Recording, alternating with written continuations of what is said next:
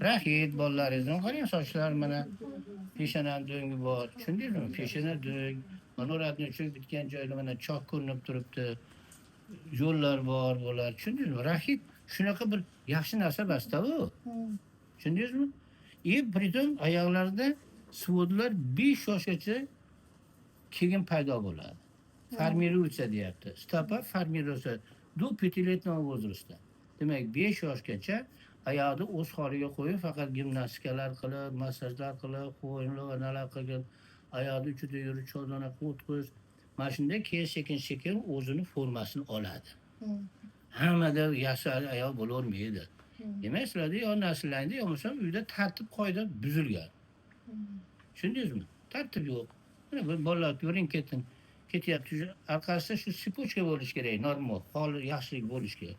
Demak, katta shug'ullansa, kichkinalar orqadan yuradi. Demak, shu yurish qiyinmi shu oyoqni uchida? O'rgatish bolalarni. Uyda siz yurish orqangda qizingiz yursin, undan keyin mana yursin.